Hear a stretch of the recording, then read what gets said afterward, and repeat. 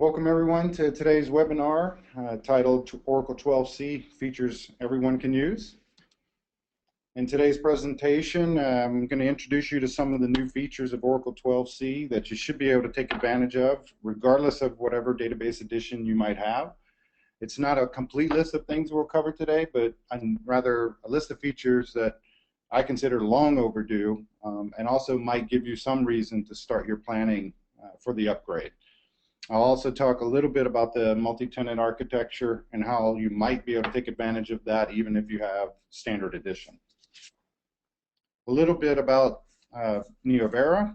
We're founded in 2001. We're headquartered in Reston, Virginia. We are a provider of complex hosting solutions, leveraging over a decade of technical expertise in IT consulting, managed services, data center services, and enterprise cloud solutions.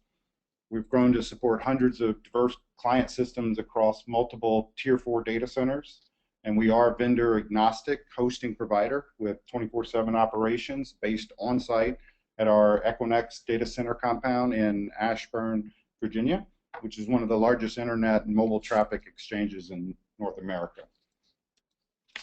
A little bit about my background. I am a certified professional. I have over 16 years experience working with Oracle and Oracle products. I've worked in various industries, healthcare, manufacturing, government, financial. I have been a presenter at other Oracle users groups, taught Oracle DBA and PL SQL classes. My background does include work performed as DBA, data modeler, consultant, and I have designed and managed a variety of different types of environments.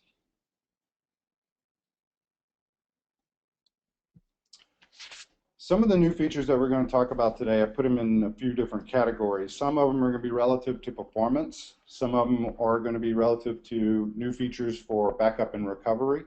Some of them will be applicable to development staff or development on the database itself. And some of what I'm going to talk about today should fit some of these benefits, if not all of them. And that'll save you time. It's less complicated or reduced steps. So there are some features that, although they existed in 11G, they've been enhanced in 12C to be a lot less complicated, more efficient, and to make better use of your resources. With that said, I'll get started with one of the first ones is default values. So these are default. You can now define a default value based on an Oracle sequence. Basically, you alter the table, you add a column like you would normally, but now you can specify the default for that column, in this case being a sequence value. In my testing of doing the default value versus the old method, which was the trigger method of populating it or selecting from a sequence and then populating the value, I did a test with only 91,000 rows and an insert with the trigger using the old method, 7 seconds.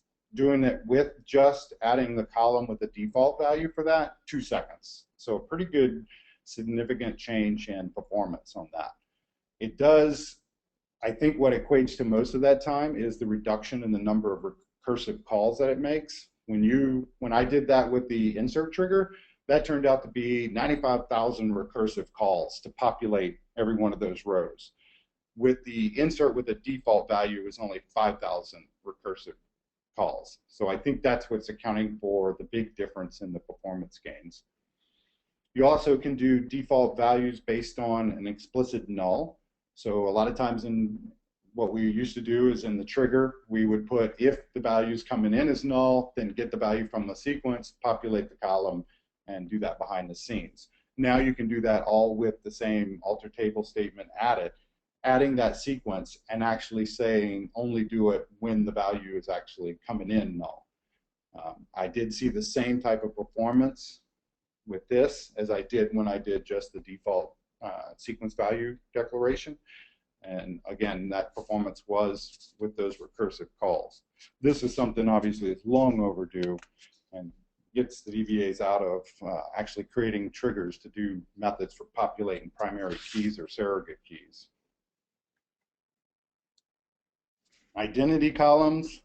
So now we've caught up with Microsoft SQL Server on this and other databases. Oracle behind the scenes does use an internal sequence for those values. When you define a column as an identity column, it creates a I sequence $$ and then an actual number that's associated with that.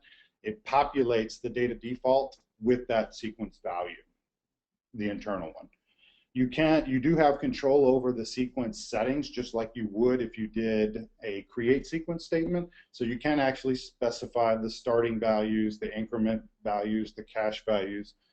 Obviously those would become more important in a rack environment where you need to be able to cache or change the increment by. The column is created as a not null, and that number generated as a this is the syntax you would add to that, number generated as identity. There's three different methods or three different approaches to identifying it as an identity column. If you do a number generated as identity with nothing else, you cannot override the value and you cannot use a null value. So it's always going to be there and you can't change it. You can specify number generated by default as an identity, which does allow you to overwrite the value if you wanted to supply a value, but again, it cannot be a null value. And then you can do number generated by default on null as identity. And in that, you can actually override the value and you can use a null value, but the value internal sequence will be used. So if you pass it a null, it will actually populate it with the sequence. In the other two options, you can't pass a null. You must supply a value. So it's nothing really magical about this, but it is a nice addition. You can also do metadata only defaults. So and this is the case where you add a column with the default clause that it's a metadata change only. It's not null or you can add it as not null or nullable. In Oracle 11g, we had this functionality, but it had to be not null. So now you can actually do the nullable. The default values are actually maintained in the data dictionary. You can see that when you query the data dictionary. It does not consume any extra space when this is done. The beauty of this, which you couldn't do in 11g, is this is done in seconds. It doesn't matter if it has 5 rows or 5 million rows. It's literally done in seconds compared to the 11g method. In the 11g, if you had a billion row table, you added a column with a default value, you basically waited until all those values, it scanned that and populated that. And in here I did an example with 1.4 million rows in 11gr2. I added just a created date and I set the default to be sysdate. That took approximately 51 seconds. The same exact operation in 12c with a little bit more rows, that happened in less than a second. So this is a huge benefit for being able to make changes to your database without impacting the applications as much. varchar2 has now been changed. So you can go to 3276, 32K roughly. That's increased from 4,000 in previous versions. It is, when you specify this, it is considered an extended data type. You do have to do some things on the database to make this available to you, and one of them is you must set this parameter max string size extended. The normal default value is standard, and that is pre-12c functionality. The one thing that you have to do this, though, and why I put this note, think before you act, it does have repercussions on your database. So this is one of the features, nice to have, so that you're not specifically declaring something as a clob to get this size.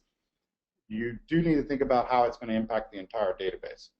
You do have to actually go through a process of bringing the database in upgrade mode first before you can actually take advantage of this. And once you set it, you cannot go back. Once it's extended, you can't go back and alter system and set this to standard. And then following that upgrade mode, you actually execute a script that does some internal changes. It's still stored as an out-of-line lob, but it does allow you to use your whatever programming language you have that supports this now doesn't have to deal with CLOBs or LOBs. It can actually deal with the actual VARCHAR2 data. Some of the considerations you want to take into account before you decide to do this is that index keys still have a size limit. So if you add a VARCHAR2, this new VARCHAR2 data type to your table, and then that is one of the columns that has an index, you still have a limit on the index key. So that is currently an 8K block size is about 64K. So you still can't exceed that index key size limit. Virtual columns could be affected. So if you have virtual columns that were VARCHAR 4000 and now they might be increased to this new size. Views can be affected. So any views that are based on tables that have this new size, they would be affected. Materialized and consequently materialized views could also be affected. So it's a little bit more of a cascading. It requires a little bit more thought as to taking advantage of this feature. But you do have it available to you.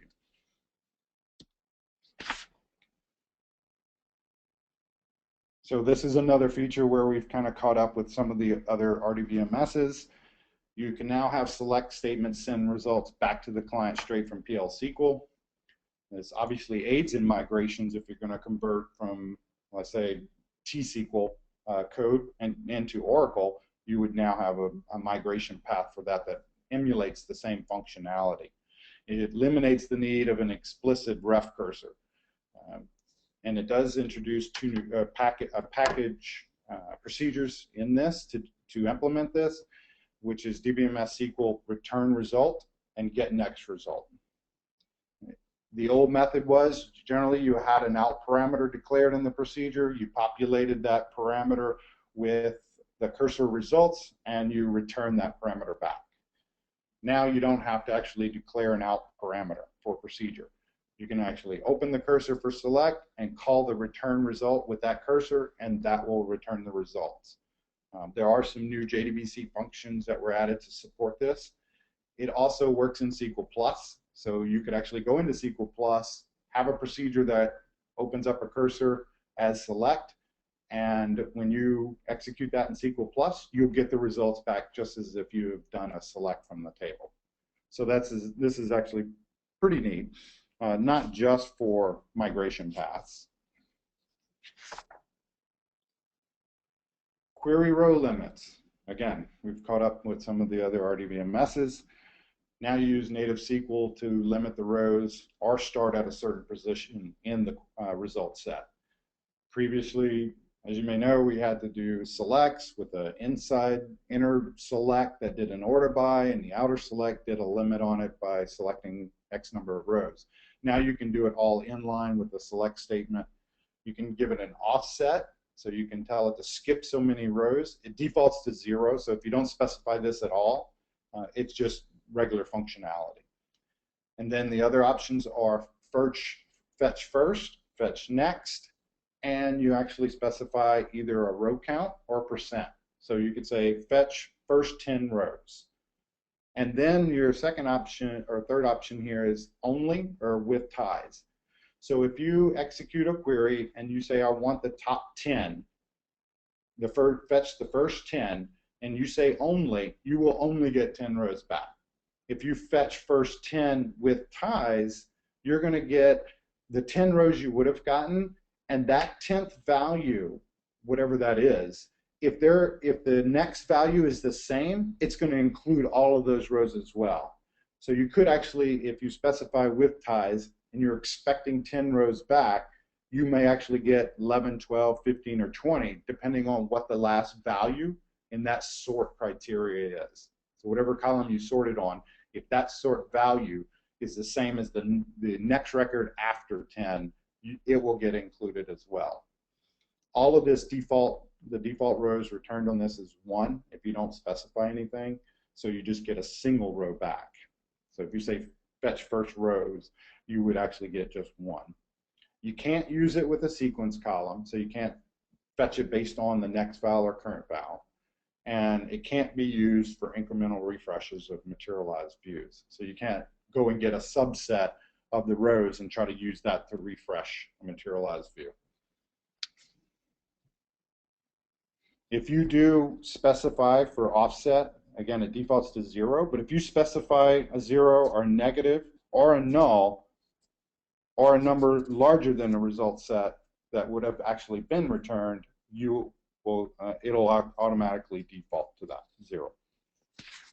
So you can't actually put a bad value in there other than the true offset.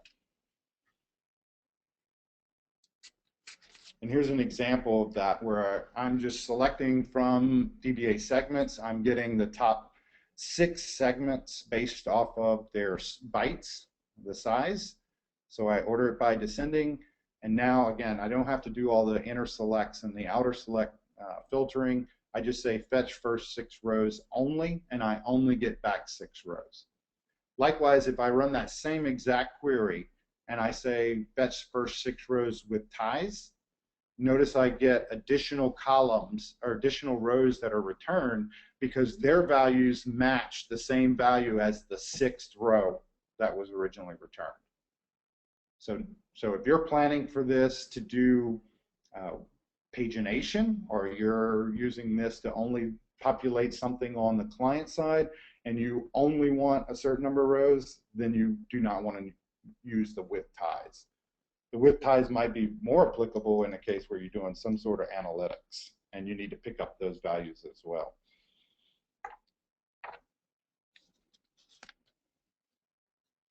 Concurrent stats gathering. We've all had to analyze tables in a schema or an entire schema, and it could have anywhere, hundreds of tables, and that used to run serially unless you did something on your own to programmatically gather that concurrently. You now have support for gathering it concurrently without doing all that. It actually uses the Oracle Job Scheduler and some advanced queuing, and it'll actually queue those tables up, and it automatically determines this, by the way, based on the available resources. So you don't specify, I want 5 jobs or 10 jobs. It does it automatically. You must have a resource manager plan activated for this to work. If you try to do it without that, it'll actually give you an error telling you there's no resource manager plan activated. So you will have to implement resource management if you don't already have that. I did it with a test and actually used Oracle's default maintenance plan. So you could get by with that if you didn't want to go through the hassle of creating the resource manager directives. You do need to set a global preference. Here I show it in DBMS stats, set global preference, concurrent all. There's 2 or 3 different parameters to this, but this one I'm doing everything. And then I just execute a gather schema stats on this particular schema. And if I opened up another window and I looked at this DBA OpStat operation task view, and while that stat was running on those few million row tables, I was actually able to see it populate this with the actual jobs that were running to gather stats on particular objects. And I basically took one of the tables and duplicated it like 5 times. And as I sat there querying it, I could see it finish one and start another. So in this case, it decided to do 2 at a time.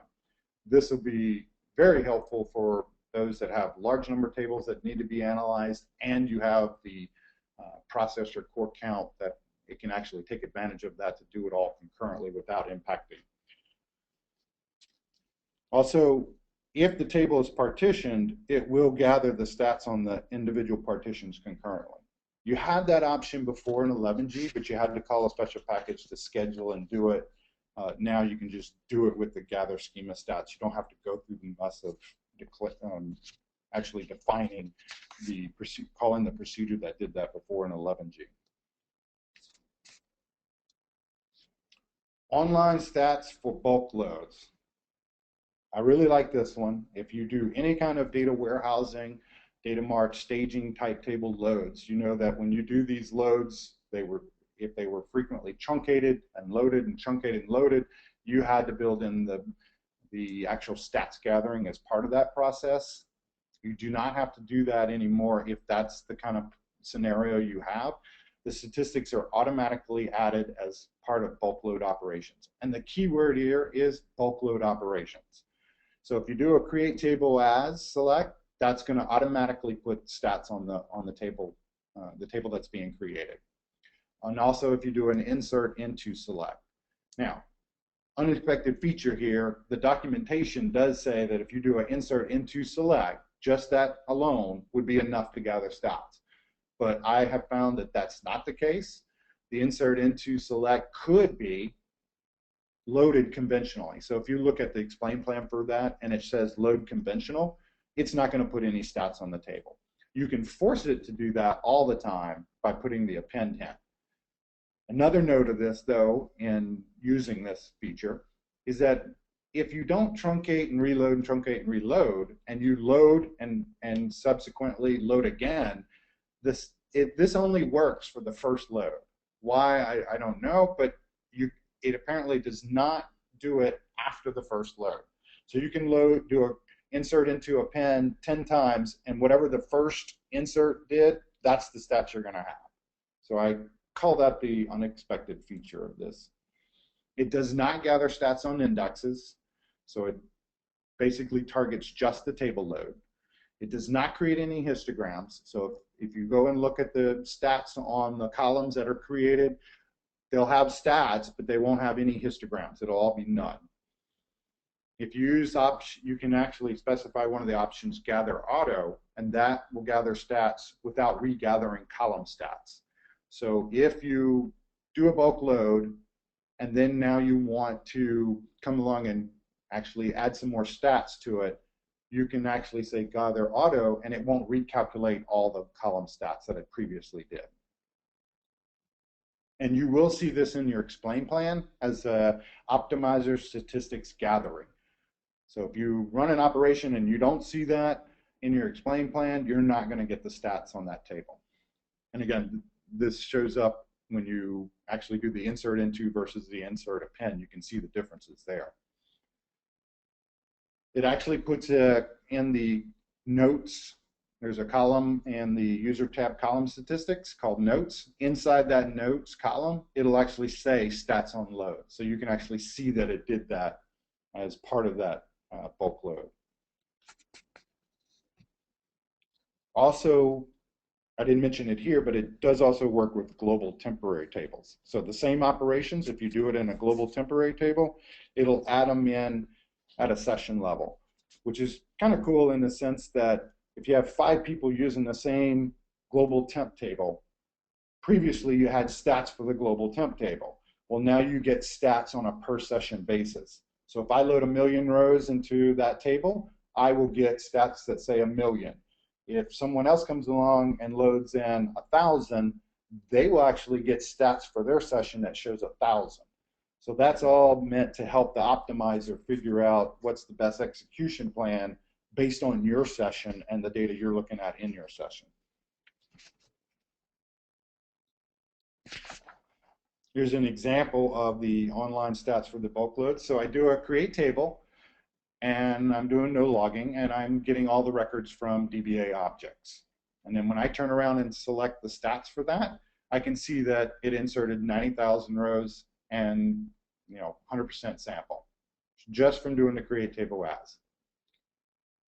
Then I came along and I said, okay, I'm going to do a create table as, but I'm going to create the definition only, and then I'm going to select to see what the stats show. Everything is 0, which you would expect. Then I insert into, and this is the case where I'm proving that without the append, it doesn't actually do what it's supposed to do.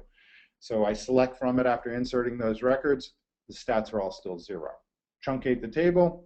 I insert append, and as part of having the append on there, I get all the rows that I did when I did the create table as. So I don't know if that was intended or not by Oracle, but that's the feature.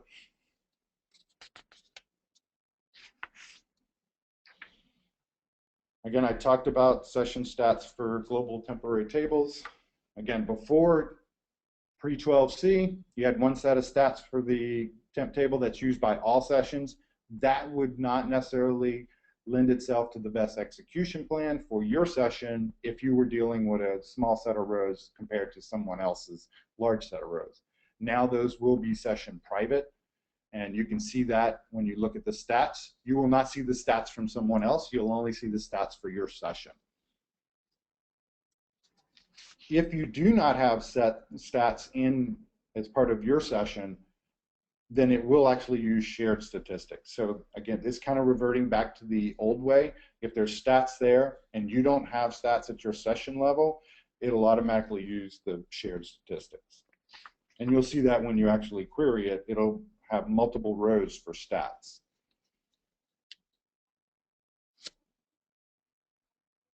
And here's an example of how I proved this with the session stats for the global temp table. I created on commit preserve rows, selecting from the same DBA objects, creates a table. I look at that and it shows 90,774. Open up another session and do an insert append into that same temp table, and this time I'm only getting 3 objects, and when I look at the stats now, it only shows me 3. So it is truly session based for the statistics. Flashback data archive. This is available to you in 11G. It has been enhanced, although in previous versions, I believe you had to actually have a license for this. They actually removed that restriction in 12C. Every licensed edition now is able to make use of Flashback Data Archive. I think this is one of the great things they've added. You can't do compression unless you have Enterprise Edition and you get the actual advanced compression option pack. It replaces the entire trigger approach that we used to use to populate history tables, so no longer trying to maintain a trigger on a table that populates another table that we've created for history, and then worry about the nightmare of any kind of table definition changes that could break the trigger, break the app. That's all gone. This would eliminate that totally. You designate a table space to hold your history data, and you also get to specify a retention period for it. So you can create table spaces that are based on regulatory compliance with maintaining data for X number of years or days, months, whatever it is, and not have to worry about the purging of that. It'll automatically purge the records from there based on that retention period that you've specified. When you create the table, or if you wanted to come back and add this later with the alter table, you just need to have a specified flashback archive. It's a great feature if you need to look at historical data at a point in time, or if you need to correct data that's committed to the base table. So if you have a table and you're maintaining the history with Flashback Archive, someone goes into the base table and updates those records or deletes the records incorrectly, you can always go back and get the flashback data. And it is now supported with most of the common DDL commands against the source table. So adding a column, modifying a column, dropping a column, all of that is being maintained, the archive is being maintained as well, even though you've done those DDL commands against your source tables. This should eliminate a lot of headache for some DBAs where they're having to implement regulatory compliance. In-database archiving, another great feature. So it's an enhancement piece to the Flashback Data Archive. Again, you have this with any edition of Oracle, licensed edition of Oracle that you have. It will actually mark the table rows as invisible, so now you can get away with logical deletes without physically deleting them. Again, the row is still in the table, it's just logically deleted, or marked invisible, I should say. And all you have to do to implement this is just alter the table and say row archival. When you do that, it's going to add a hidden column to the table, and the Aura archive state is that hidden column. It doesn't show up when you do selects and describes, but it's there. And it carries 2 values. Either 0, it's active, meaning this is the default. You insert a row into the table, it becomes active. If you want to archive it, you can actually update that using DBMS ILM, which is the Information Lifecycle Management Package, and set the archive state name to either 0 or 1. Or you can actually call that Aura archive state in your update statement and set it. So either way, whichever one you feel more comfortable with. To me, it just kind of makes more sense to use the Aura archive state. Again, it doesn't show up when you do a describe, so nobody ever sees it. It can actually be changed at the session level to view the rows. So by default, if you update a row and you set that to archived and you select, you don't see it. If you do want to see those rows, you can actually alter your session and set the visibility to active, and you will be, or all, and you will be able to see those. So it's either all or only active records. It is ignored if you do a create table as from a table with invisible rows. So if we've marked a table with the row archival and then we turn around and do a create table as on that table to a new table, it will not carry over the actual archive state column. So you would have to re-implement that on your copy. A very interesting, unexpected feature again on this is export data pump. And also I actually verified this with SQL Developer. If you go and generate the DDL from SQL Developer, or if you export the table and then do an import to a SQL file and look at the DDL that it actually generated as part of that, it adds on to the create table statement the phrase ILM enable lifecycle management, which does not work. So if you copy that from the SQL file, or you copy it from SQL Developer, and then you turn around and paste it to try to run it, you will actually get this Aura 933, SQL command not properly ended. And it's because nowhere in the documentation does it say lifecycle management is a valid option to ILM enable. So there's actually a different value that you would put there if you wanted to be able to take that code and then rerun it. The Aura archive state, again, it's only 0 or 1. It's numeric there in my slide. You can pass it a numeric value, or you can pass it as a character value. It's a varchar1 data type.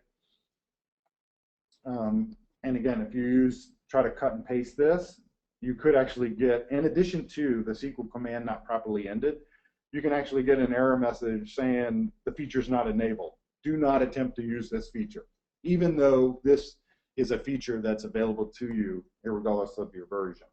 I found that to be very interesting, that it actually says do not attempt to use this feature. And again, if you have Enterprise Edition and you have the advanced compression option, these rows that are marked for archival will actually get compressed. So there's an advantage in the size of the table when you have those two licensed products. If you don't have that and you have standard edition, then the rows stay in the table is still the same size, it's just logically deleted and users don't see it. Here's an example of the in-database archiving. So I alter this table I created previously called objects, and I just say row archival. I describe it. Nothing's changed about the table. I don't see any additional columns. I can specifically select the column though. So if I select the columns of the table and I specify the Aura archive state, I can see that it put a 0 in that value. I can turn around and do an update. And again, this is a method of updating it using the ILM package. I could have easily said Aura archive state equals 1. Updates a row, and then I turn around and say select that, and I get no rows because now it's no longer visible. I didn't change anything in my session to say show me invisible records, so I get no rows back. Again, this is a great logical delete if you have that requirement. If you do, I mentioned this before, if you do a create table as, in this case I did with the table that has the Aura archive state on it, and it copied it, I no longer get that column. So you have to be aware that if you're replicating these tables, it's not going to replicate for you. Another great feature, temporal validity. So this is another enhancement to the existing flashback data archive. You now can flash back or flash forward, depending on how you've defined this and how you've selected data from the table. It basically creates a time dimension to your data. So all the people out there that have data marts have dimensions, and in these dimensions you're maintaining this begin date and end date to mark when a record might have been good at a given period of time. So we were, this would be the slowly changing dimension type 2s. You were maintaining that yourself with ETL logic. You now can do alter table, add period for, give it a name, and what it does is it puts 3 columns, and they're hidden, puts those 3 columns in the table, and they're automatically named based on the name that you gave it for a time name. So in this case, if I said alter table, add period for valid, I would get 3 columns that would be, one would be valid, it would be defined as a number, and what goes in that number, it appears to be like a SEN number, so that's how it's tracking some of that. And then the next column would be valid underscore start, and then valid underscore end, and those would have timestamps associated with them.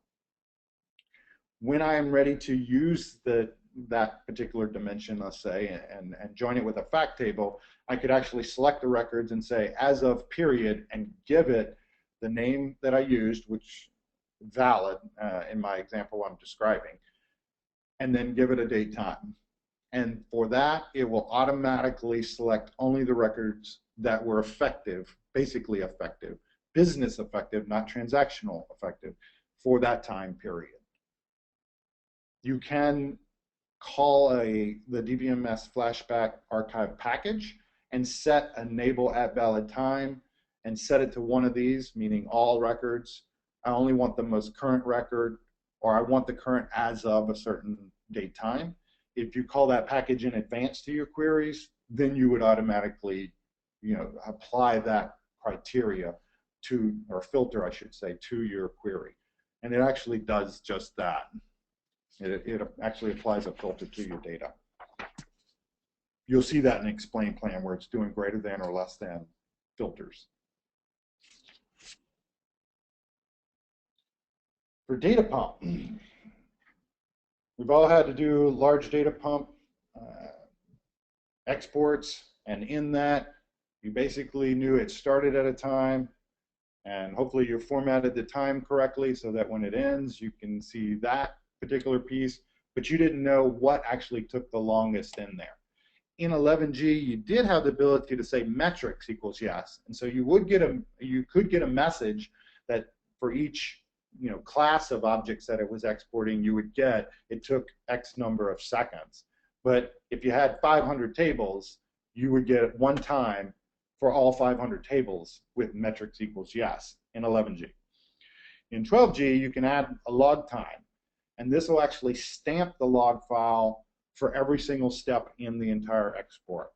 Lets you see exactly how long each process takes, table by table, class by class of objects. You can specify these following different values: none, which is the default, and that's kind of giving you the backwards compatibility. Your log file will look just like it does today in 11G. You can say status to get status messages only. You can say log file to get log file messages only, or you can say all to get both. Interestingly, the feature is there, but if you did a export DP help equals Y or import DP help equals Y, you won't see it. It doesn't show up in the help. So they haven't updated that. And it is a lot more readable than using the metrics equals yes. Again, it didn't summarize on a per object basis. Now, if somebody asks you how long did it take for an export to run, or how long did it take this particular table in your export to run, you would actually be able to provide them with that information. So here's an example of what a log time for data pump would look like. Here you can see that it's actually putting in every single step is a full date time with some fractional second part of it for every single object in here. And at the very end, it adds the actual total elapsed time. So this is pretty cool for people that did need to be able to report this back out. You can also, in Data Pump, export views now, and you can export them as a table. There's a new keyword added, views as tables. This will actually export the view as a table definition and export the data from the view and be able to use that data to create, and that table definition to be able to create it on the import side as a physical table with rows in the table. So an import will create the table and import the data into that table that you define. It also allows you to create a subset of data without having to use the query option. So if you had a complex type query option and your query option changed across multiple objects, you could theoretically put a view on those and export those views and get exactly the rows you want with whatever complex query filter you wanted to apply on a table by table basis if you wanted. Or even in joins, if you were taking, let's say an example might be you were taking a relational database set of tables, and now you wanted to more denormalize that and use that as a load into a staging table for a data mart, you would be able to extract that if you were using Data Pump. You'd be able to extract that as a flat file structure, basically, denormalized using the views on your source system. It is much faster than importing when you're using network mode. We all know if you're going to use a database link and extract data, and you have a billion row table in your source, and you need to apply a filter clause to that, depending on what that filter clause was, you could actually get all the billion rows coming across the link, and then you would filter it on the target. That is much slower than being able to put a view on the source, extract it as data coming through the network through that view definition.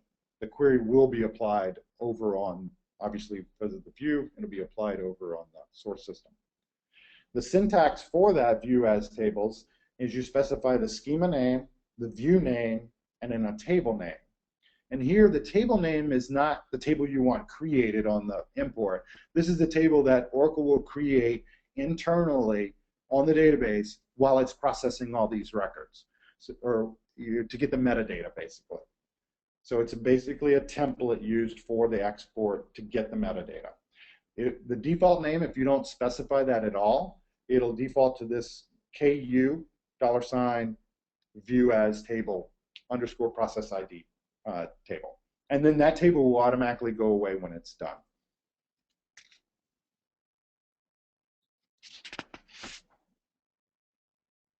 No logging for import. So now you actually can specify with a transform parameter, in addition to all the other transform parameters that are already there in 11G, you can actually say disable archive logging. So now you can actually do an import of a large table, especially if it's going into a warehouse on a staging table maybe. You want to be able to do that. No logging, you would be able to do that now. Previously you wasn't able to do that. It does disable the redo logging for only the table and indexes. If you do have force logging turned on, obviously it's going to disregard no logging, and you're going to get force logging anyway. So it won't violate the force logging setting. And it still generates some of the redo related to the operations that it has to do, the import has to do based on the master table and some of the create and alter statements. So you'll get minimal logging nevertheless, but for the big import, you could specify no logging.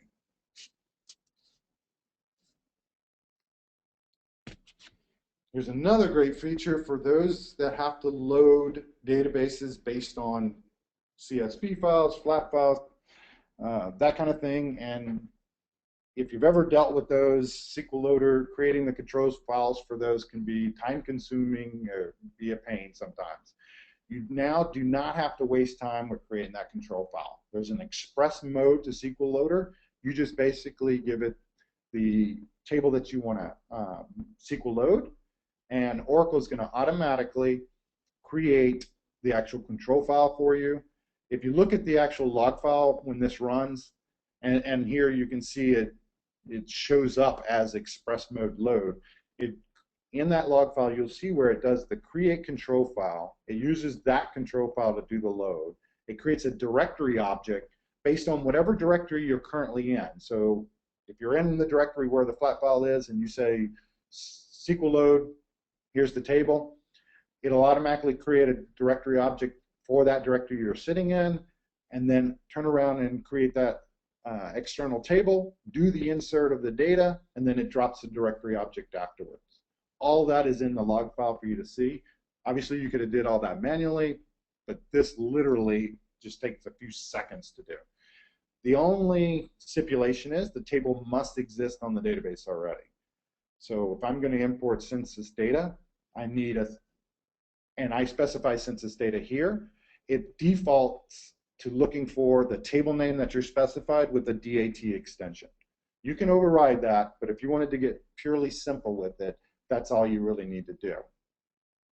You can do things like change the order of the column, so you could have the column definition be a little bit different than the source file, and if you know that in advance, you can actually specify the field order so that it correctly gets the data in the right columns. But literally, you can do this in seconds as opposed to spending many minutes defining the control file and getting that right. And if you do a list of all the SQL loader commands that are in 12c now, you'll see a handful of them that are all specific to express mode. You can't use them unless you're using the express mode. Online DDL operations. So previously in 11G, if you tried to do drop index online, you would get an error, resources busy, no wait. That still exists, by the way, as I list that as an unexpected feature. That exists if you're doing a bulk operation. So if I'm in one session doing an insert append and I do a drop index online in another session, I'll get that resource busy error. If I'm not doing a bulk operation though, and I'm doing a load conventional, I can the drop index online will actually sit there and wait for that session to finish, and as soon as it finishes, the index is gone. So it behaves like it's supposed to as long as it's not a bulk load. So this right here should help minimize some application outages as you do schema maintenance as part of application deployments and such. It does not require, again, it does not require the blocking locks anymore. Invisible columns. You can add a column and control whether it's visible or not from a selector describe. This is pretty neat because this allows you to do code deployments where you may be adding a column and you haven't released a new version of the app to take care of that column yet or to utilize that column. And your old code is doing a select star. So if we were to do that today in 11G, immediately after executing that add column and the code does a select star, but it doesn't know what to do with that column, that breaks. The code would break. Now you can actually add it and say it's invisible. And when you do that, you can actually, and in this example, I show that where I create a table, I give it first name, last name, and title. And I insert some data in there, and I select from it so you can see the three values. I turn around and do an alter table, and I add another column, and I mark it as invisible. The same code session from previously does the select star from the table. It doesn't see the new column that was added because it's marked invisible. However, if you had another set of code that you were now rolling in to take advantage of the column, as long as you specifically specify it in your select, you will actually see it. So in this case, I'm saying give me the middle initial, and now it shows up as the output. This is great for code deployments where the app and the database deployments might not be in sync at the exact same time, which sometimes is not the case unless you take an outage. So this would help alleviate those issues. RMAN, so some of the command line enhancements to RMAN now is you can actually run SQL right from the command line.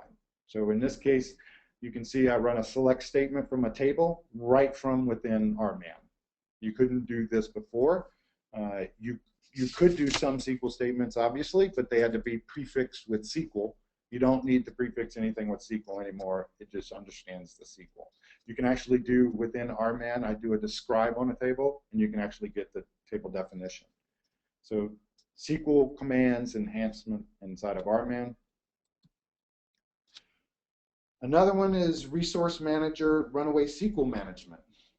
So you could always have Resource Manager directives, previous Oracle versions. In this version, though, you can actually take actions based on what the session's doing. So if you have a session that you see is an ad hoc query or something, and it starts to consume more than the amount of CPU or physical or logical I/O, you can take an action based on that automatically as part of the Resource Manager. And those actions here are, you have a few options. You can automatically switch the session to a different consumer group. So if they were in a high priority group and now they're ad hoc runaway, you can have it automatically switch them to a lower priority group to throttle back their resource usage and not affect, maybe your more sensitive OLTP application or whatever. You can actually tell it to cancel the SQL, terminate the session. So that's, really chop it off. And you can also do execution time limits. So you can say, this is supposed to run in an hour. It's been 4 hours. I don't want to get woken up in the middle of the night because I have a process that needs to be killed 8 hours later. You can actually set a time limit on it. It'll automatically see that it's exceeded that, or that it's going to exceed that execution time limit, trap the error, and automatically reschedule that for a later time.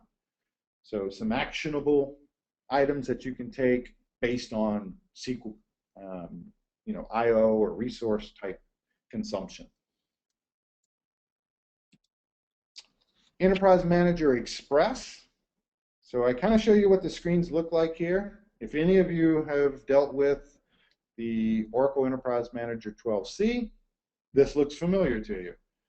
The days of Enterprise, the actual database DB console is gone. There is no more DB console in 12c. This is what you're left with instead. Enterprise Manager Express has the very same look and feel as Grid Control. So I really don't want to go into any details of that other than expect the whole look and feel to change. If you're not used to Grid Control, you might like it. I mean, some people like it, some people don't, but it has a pretty neat interface for some of the things that are grouped together. Queryable patch inventory. So now, instead of going out and doing an OPatch LS inventory on your system, or in the case of RAC, going to every RAC node and doing a query to look at the inventory at the command line, you now can actually make a package call, DBMS Q OPatch. You can run that from SQL Plus. That'll automatically get the OPatch inventory and be able to bring it back to the screen for you, just like a SQL Plus session. There's a half a dozen or more procedures to this Q OPatch. Some really cool ones to actually look at individual bugs, show me the bug one-off patches. So just about a lot of the individual features you could do with the OPatch, you can now do with this package as well. This now allows you to kind of write your own reports, or especially if you want to do comparisons between environments, all from SQL Plus or from a tool that you're used to using SQL against, you can do comparisons. I think that's pretty cool. Another one I thought was pretty neat is clusterware what if command evaluation. So there's times where you might need to make a change to a resource. You might need to make a change as far as start and stop or deleting things. Now you can actually run a what if, or in this, the command here is eval. You can run an eval on it and it'll actually simulate doing it without ever actually physically doing it. So you can see the impact if I were to do a CRS-ETL eval stop resource. What would be the impact if I stopped that resource? Now you'll get all those dependencies that'll tell you, you can't stop it because there might be a dependency on ASM or whatever other dependencies you might have actually set. Listener, all those things now will actually give you some insight into the impact of making that change before you make it. I think that's pretty neat. OCR backups, so if you're using RAC or you're using ASM, even in single instance, you know that the OCR backups are automatically stored in whatever node is the master node that's automatically taken every 4 hours, one every day, one every week, and then Oracle automatically manages the retention on those. Now you can actually put this file in ASM. Now all the nodes can see these OCR backups. If you have a 6-node rack, and I've messed with 6-node racks before to where the backups one day could be on one node, and next week, as a result of maybe doing roll-in patches, that backup is now changed to another node. There's no automated way of saying this is my backup, other than show. You can do the OCR show backup, but you went looking for that file or had to go to a node for that file. Now it's available from every single node. It does require, if you want to implement this, it does require that the OCR be located on an ASM and in a separate disk group. So if your OCR is already in ASM, some people on 11GR2 put OCR information, the actual registry in ASM as opposed to a clustered file system. You will need to have the OCR in ASM, and then you will need to have a separate disk group that'll be used for the OCR backups. So that's the only stipulation or requirement in this case. You also have some additional I/O outlier views. This will actually track the I/O latency. If it exceeds 500 milliseconds, you'll get entries into these views that tells you what operations were either occurred or are occurring that had a high I/O time. So you might see things in I/O outlier if you start seeing parallel control file writes taking a long time, the log writer taking a long time. They'll actually show up into these views, and it actually shows you the latency in the view and shows you what kind of pack or block size it was trying to use and how much latency it was doing at the time. You also have one for log, specifically for log writer. So log writer operations will be in that one only. If you're using Solaris as your operating system for your database, you can actually use kernel outlier. It's only available for Solaris, not on Linux yet. This will actually break down the Solaris kernel components and show you where the latency is in that. So that one, if you're on Solaris, I see that as being a huge benefit for performance tuning or latency. When somebody's complaining about something slow, you can go to these and see if this is what's occurring. Another interesting one is the multi-process, multi-threaded. So if you go out and do a PS-EF today, and you grep for Aura underscore whatever, you'll get 40, 50, however many databases, you'll get dozens and dozens and dozens of those processes show up in that. Now if you implement multi-process, multi-threaded, you'll actually get sharing of those processes on that database. And here you see where I had 40 before I implemented this, or well over 40. And then I did an alter system, set threaded execution equal true, scope, bounced it. Now when I do a PS-EF and I grep for the processes, this is all I see, 6 processes, and that's it. So this might be really good on dev and test environment. It might be good on production, but on dev and test where maybe your number of processes or process limit may be more constrained than production, you can actually implement this threaded execution and allow that to be a lot less processes that will be shared amongst the processes inside of Oracle. So they'll actually make use of these processes. They will spawn up other ones if it's needed, and then those would be multi-threaded as well.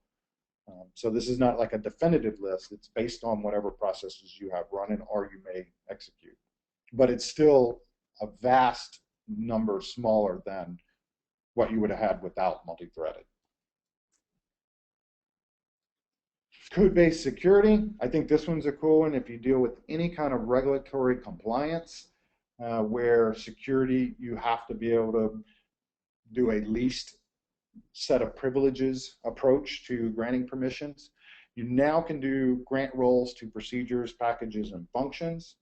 That role then eliminates the need to grant those roles to the users, but typically you grant them to the user to execute a procedure or to execute or select something inside that procedure if you were doing with the current auth user or definers versus invoker rights, depending on how you define that. you might have to actually over-grant permissions to do something that a procedure needed to do. This kind of eliminates that. So now the users are not granted access to an entire object, but just a subset of the data in that procedure. And in this example, I kind of walk through the steps that you kind of take to do that. So you create a procedure, you put the auth ID as the current user. In this case, I'm creating a procedure to show employee records or all employees in a department, depending on what your role is. Then I grant execute on a procedure to a particular employee. I create a role that has a select privilege on that table. So I'm not granting the select to the user, I'm granting it to the role. I turn around and grant that role to the procedure.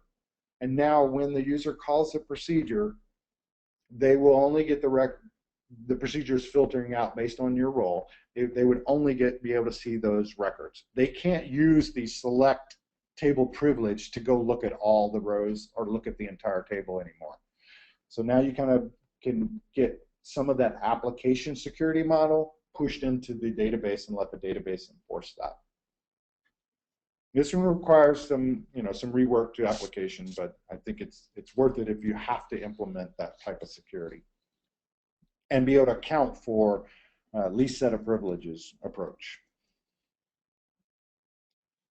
There's also a new unified auditing. So traditionally we had audit, so we had the audit sysaud $, the FGA one, and if you're using Data Vault, you would have had a DB-Sys audit trail. All three of those, three separate tables handling different types of auditing data. Now you have unified auditing, which brings all those three tables into one single view. That's called Unified Audit Trail. You can see all the records from one spot. It does write to, I mentioned that it's always enabled, so there are a set of auditing commands that you can never disable, that you can never turn off, and you can never change them. And these are operations by, you see the users I listed here, sys, sysdba, sysop, those. When those occur, if you log in as sysdba, that's going to be audited. You cannot not audit sysdba in this case. It writes to the audit trail in one of two methods, and you control this. You can either have it queue up to the SGA and then write to the default, or write to the disk, which is the default, or you can have it immediate write mode. If you're going to have it queue up and then write to the disk, the default is 1 meg, and you have to, for this parameter, this SGA queue size, it's 1 meg. You're allowed to go up to 30 meg on that. Again, it's a single view for all your audit records. It's created and stored in tables created in a new schema that's added to the database. It's AUDSys. And it puts in that AUDSys table, it puts those records in read-only. So now you can't go and delete from it like you literally could do with AUD$. You could go and delete records from there, truncate it, or whatever. Now they go into read-only tables, into a read-only table space that supports that view, and you can't really circumvent being able to say I didn't or didn't do something because it got logged into an audit trail. Again, the security model in this becomes much more tighter for regulatory compliance. I didn't mention here, but I wanted to mention that when you are writing to the queue to the SGA, that defaults to every 3 seconds. So if you do every 3 seconds, it's going to flush that to disk instead of the immediate write mode, which would be immediate. It could take a little longer than 3 seconds, so it tries to do it every 3 seconds, but if the database is under a heavy load, it might be 4 or 5 seconds. So just know it's not a definitive 3 seconds. And you can force it to flush immediately if you want. There's a new package or a new procedure in the DBMS audit management package, and you can say flush the audit trail, flush the unified audit trail, and that will get the records out immediately. So you have some control over that even if you're queuing. Last login, this is more of a tidbit. I don't know that it really helps anybody other than being able to just see it where you couldn't see it before. As far as the banner, I do think it's nice that they added that into the actual user table. So the DBAs can actually query the user $ table and see exactly when a user last logged in.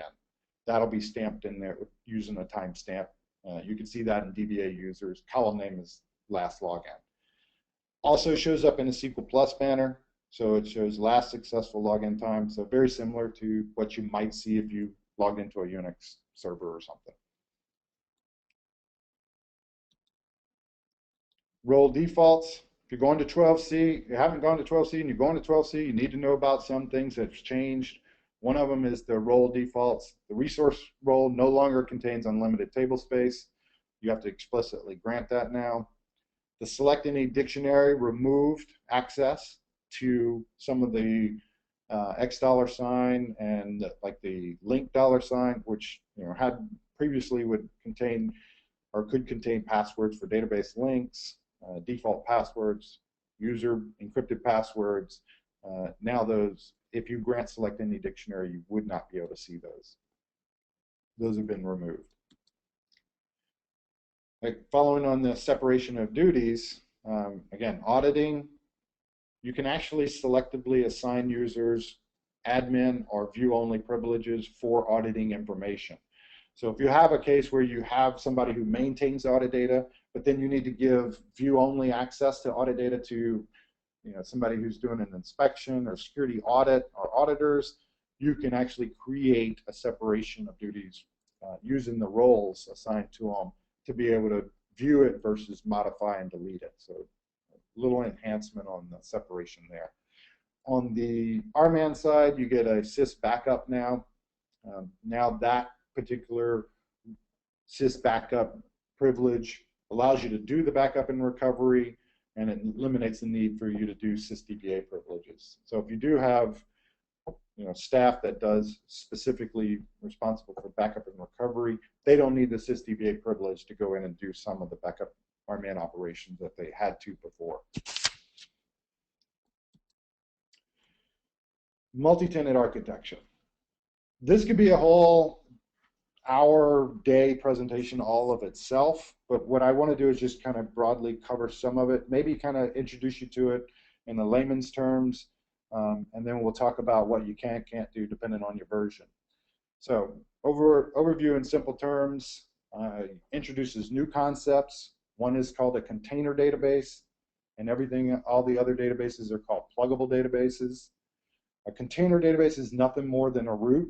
There's only one of them, one to many between container and pluggable, that is. The container database is going to contain all the objects that are common across all pluggable databases. So a lot of the data dictionary stuff for the users and table spaces and things like that are all going to be common, and that's in the container database. There's exceptions about having additional, and you will have additional of those in a pluggable, but this is the core part of the database. When you create a blank database, those objects that are in there, most of them will all be in the container database. It also includes, as default, a seed database. And that seed database contains all those shared database objects that would be needed in the event you create a pluggable database. So it's kind of like the seed data for that, the data dictionary view stuff. You can have up to 252 pluggable databases in one container. You can only do that in Enterprise Edition. Unfortunately, in Standard Edition, you can only have one pluggable database in a container. We'll talk about why you might still be able to use that, but for the most part, the Enterprise Edition folks are the ones that can make use of this immediately and probably have a good impact on resource utilization on servers. So instead of having 100 databases self-contained, you can have one container database and 100 pluggable databases in there. Each pluggable database is somewhat self-contained from a security model standpoint. Apps don't know anything different about. They can connect straight to a pluggable database. They don't know whether it's pluggable or not. When you do a patch or an upgrade, you only have to upgrade the container. All the pluggables inherit that. So from a maintenance standpoint, Enterprise Edition people, huge benefit. You patch the container, and all 100 of your pluggable databases do not need to be patched. They're part of that patch. You can create users in a container that then cascade down, so there's a little bit of a hierarchy here. You can create a container database user, and that user now has access to all pluggable databases, or you can create a user in a pluggable database, and he can't go back up into the container. He's isolated into that pluggable only. Pluggable database, so it's just a collection of schemas. Think of that as if you had a sales application and you had an HR application, you can have one core or one container database, and then you can have a sales pluggable and an HR pluggable. And each one of those are basically standalone. Apps would connect to them just like they would as standalone databases. The benefit is they're shared in a container. The benefit there is there's isolation and separation between the database so they can't cross over to each other, even though they're physically plugged into the same container. So this is kind of my little analogy for people that don't know anything about container databases and pluggable. What's a good analogy? This is for Enterprise Edition. Think of a container as this power strip. It has one source of electricity, has one on-off switch, it has some common set of attributes. Then we plug things into that container.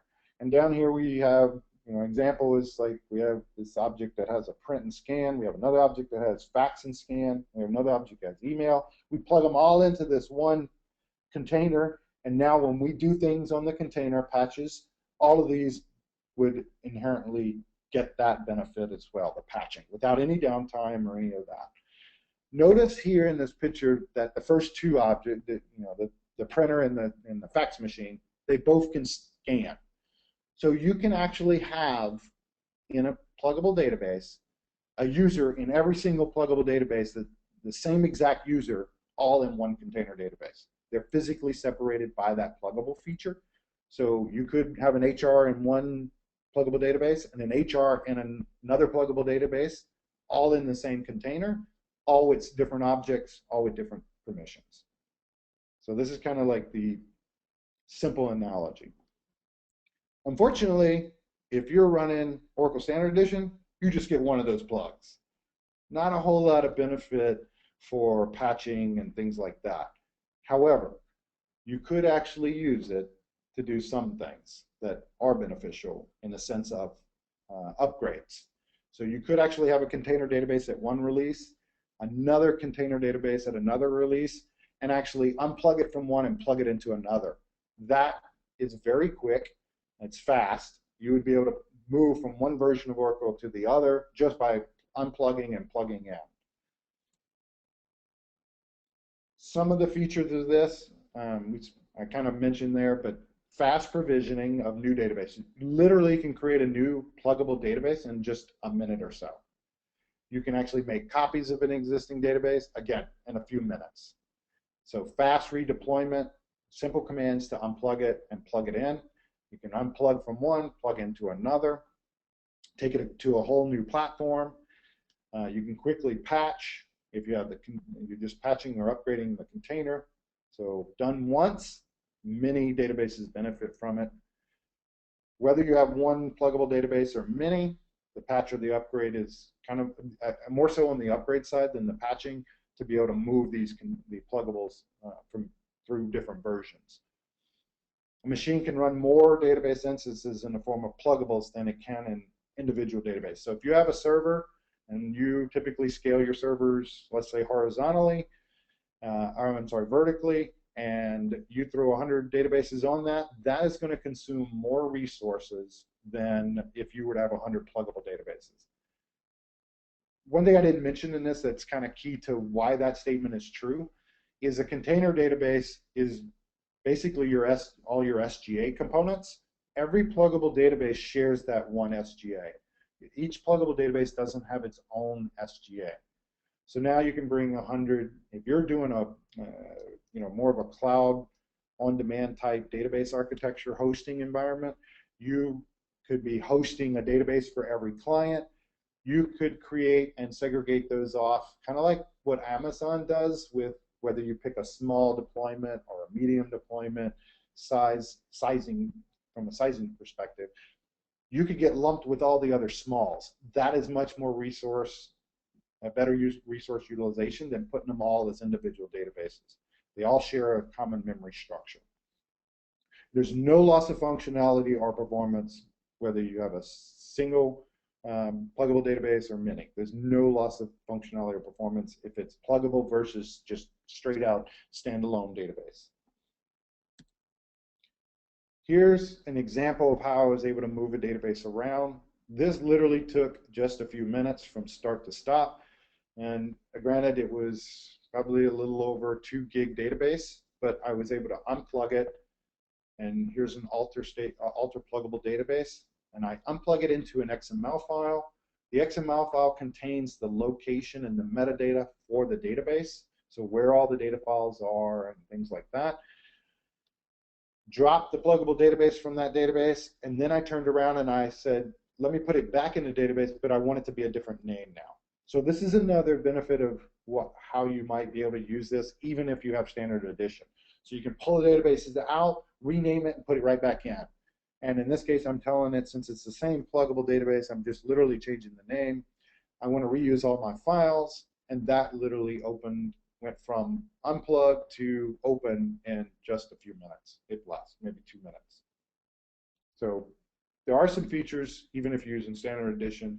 There are rumors that there's new data pump functionality, this new generation of data pump that's coming that will take more advantage of pluggable databases than it would if you did not have a pluggable database. So it's still encouraging, Oracle's still kind of encouraging you to do the pluggable database even if you only have one. So in conclusion, we talked about a lot of the new features of 12c. This is just a small fraction of, there's over 500 of them if you start counting all the functionality, if you had Enterprise Edition and some of the packs. There's literally over 500 of these new features. And we've only been able to touch on a few of them given the time, but the ones we did touch on, you would be able to use regardless of whatever database edition you have. What I recommend, most people don't jump on the bandwagon and be bleeding edge with the newest release, but now should be the time that you start planning your upgrade process for the next release. You should already start planning your environment and what it's going to take from either a deployment testing scenario to get ready for the next release. And again, Neovera, we do assist with this. We do risk mitigation assessments for these so that we can look at your database and say, if you want to go from 11G to 12C, here's the things we'll look at to make sure that you're not using or try to use deprecated features, or if you're using features whereby they exist in 11 and they exist in 12, but the default behaviors changed, that's part of the risk mitigation. And then we either help you or we prepare an upgrade and implementation plan on that and do a post-upgrade review and then train staff on either what was done or the process or the functionality that they can take advantage of in the database. So at this time, I'll take some questions and answers if there are any. As you can see from my picture here, I thought this was kind of interesting. Siri is